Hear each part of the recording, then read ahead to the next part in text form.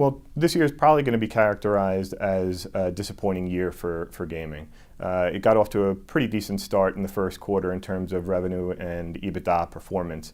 But in the second quarter, we saw a pretty material slowdown across many markets in the U.S., pretty consistent with the broader economic slowdown that we saw over the course of the summer.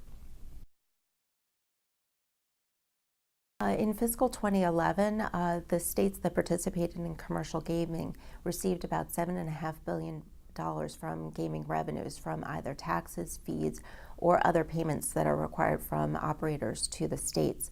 While the dollars overall aren't particularly significant, we found that the states of Nevada, Delaware, Rhode Island, and West Virginia received about 5% or more of their operating revenues from gaming revenues. Gaming is regulated at the state level in the U.S., and regulatory risk is a primary credit factor that we consider.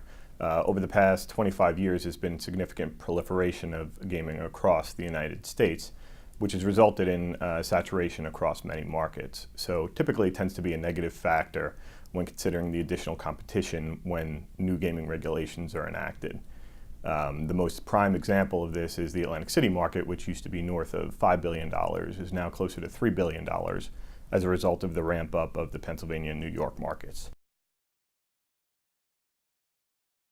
A real competitive hotspot at the moment is the Northeast United States, with gaming expansions in Ohio, Pennsylvania, Maryland, and a new market developing in Massachusetts.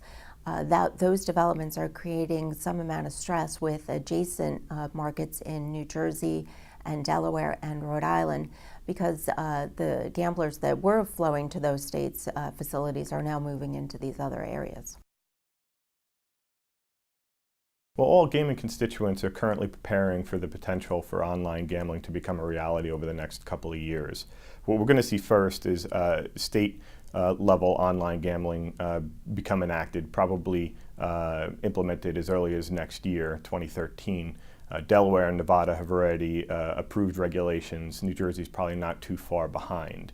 There is support for federal level regulation as well, but that's something that needs some further support from politicians, and it's not going to become a reality for another couple of years.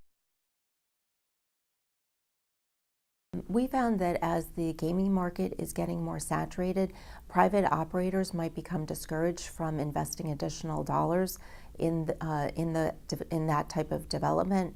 However, as alternative gaming markets are developed, such as internet gaming or sports betting, we feel that additional opportunities might be presented to those developers so that they'll continue moving on with their plans.